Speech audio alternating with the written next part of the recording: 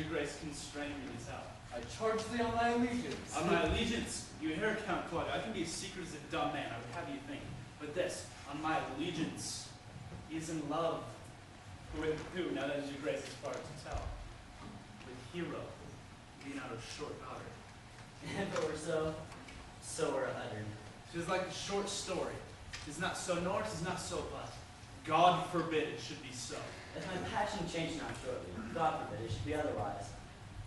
Amen. If you love her, for the lady is very well worthy. You speak this to fetch me in, my lord. By my troth, I speak my thought. In faith, my lord, I And spoke by my mine. tooth-faced and dross, my lords, I spoke mine. That I love her, I feel. That she is worthy, I know. I neither know how she should be worthy of love or know how she should be loved, because the opinion fire cannot melt out of me. I'll die in its stake. Thou wast ever an obstinate heretic in the despite of beauty. And never can maintain his part by the force of his will. Oh, that a woman conceived, and I give her humble thanks. That she brought me up, I likewise give her most humble thanks. But that I will have a reach winded in my forehead, or hang my bugle in invisible baldric, all women shall pardon me. For I shall not do them the wrong to mistrust them, and I shall do myself the right to trust none. The finest for which I may go finer, I will live bachelor. I shall see thee ere I die, look pale with love. With anger, with hunger, with sickness, my lord, but not with love.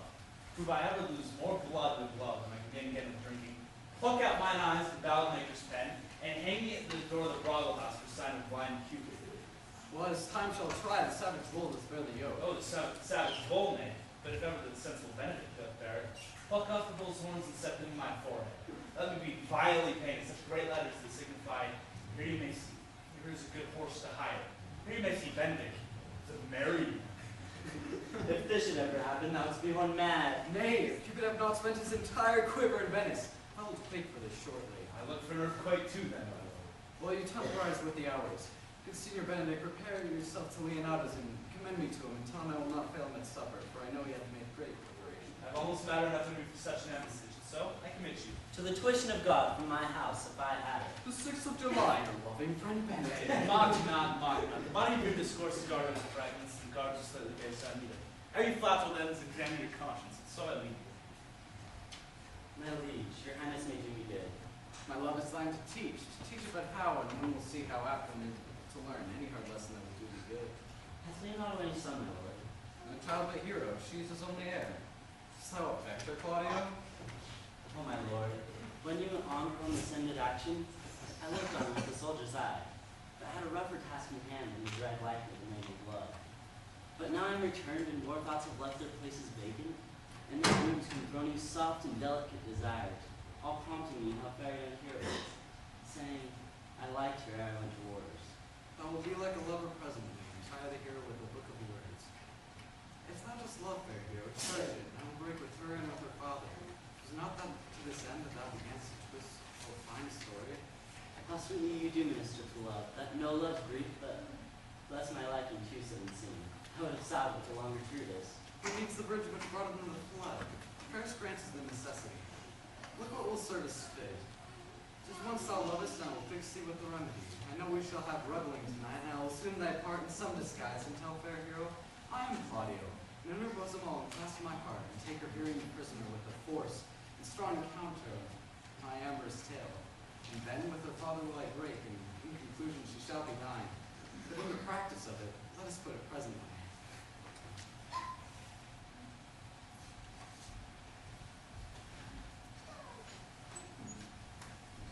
How now, brother? Where is my cousin, your son, your daughter? Has she provided this music? She is very busy about it. But brother, I know of news you've yet not dreamt of. As events established, show well outward and have good courage. The prince and Count Claudio were seen walking in a thick-bleached alley in my orchard, much overheard by a man of mine. The prince declared to the count that he loved my niece, your daughter, and meant to acknowledge it this night in a dance. If he found her accordant, he had to take the present time and bring the instantly of it. The fellow who would have told you this. A good sharp fellow. I'll send for him and question yourself. No, no. Behold it as a dream to the pure itself, but I will quit my own time. Go you and tell him. Good cousins, you know what you have to do. Or cry you mercy friend. Go you with me, and I will use your skill. Good cousins, have care of this busy time.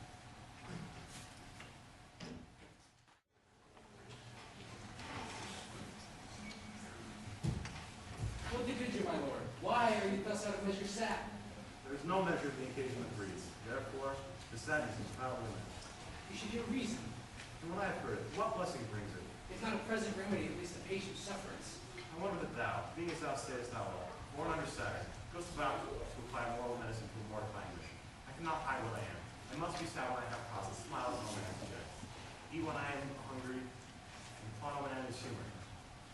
Yea, but you must not make full show of this till you may do it without controlment. You have laced it out against your brother. He had taken you newly into his grace, where it is impossible you should take true root, but by the fair weapon you make yourself.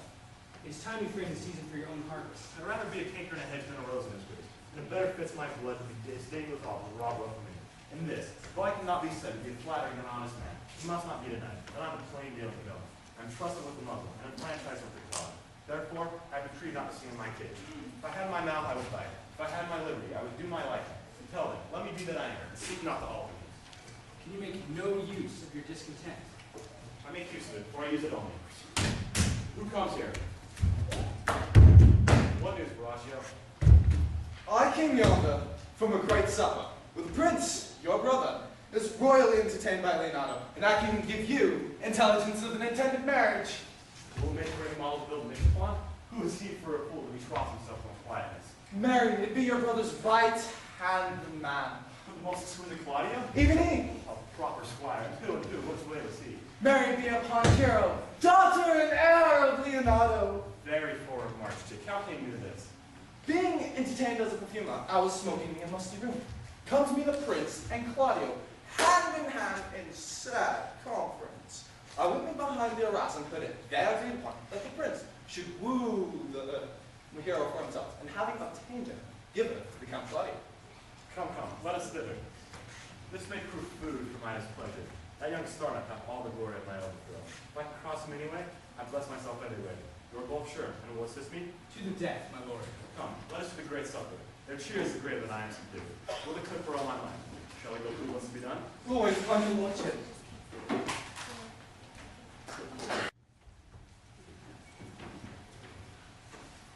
Was Count John here at supper? I saw him not. Charlie that gentleman looks. I never can see him, but I'm not for an hour after. He has a very melancholy disposition. He were an excellent man and made the midway just between him and Signor Bennett. One is too like his image and says nothing. The other two like my lady's own son, ever more tattling. That's really better make a tongue, Count John's melancholy, so that his face. With a good leg and a good foot uncle and money enough in his purse, such a man would win any woman in the world, if he could get her goodwill. On my trunk, please, they'll never get a husband without me, so she can come. In faith, she's too cursed. Too cursed is more than cursed.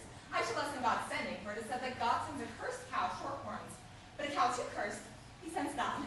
So by being too cursed, God will send you no horns. Just as if he sent me no husband, for the which blessing I am at him upon my knees every morning and evening. Or he could not endure a husband with a beard on his face. I'd rather lie in the woolen. You relied on a husband that hath no. And what should I do with him? Dress him in my apparel and make him my waiting gentlewoman. He that hath a beard is more than a man, and he that hath no beard is less than you.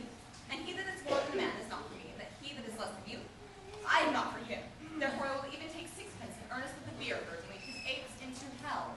Well, then go you into hell. No, to the gates where the devil will meet me like an old couple with horns on his head and say, get you to heaven, Beatrice.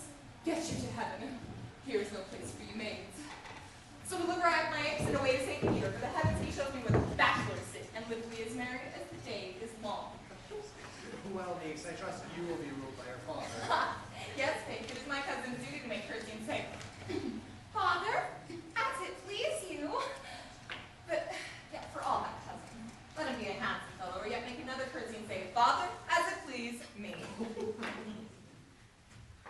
But not shall please though. I hope to see you one day. Not till God make man of some other metal than earth. Would not grieve a woman to be overmastered with a piece of valiant dust? To make account of her life to a plot of wayward moral? No, uncle, I'll none. Adam's sons are my brethren, and truly I hold it a sin to match in my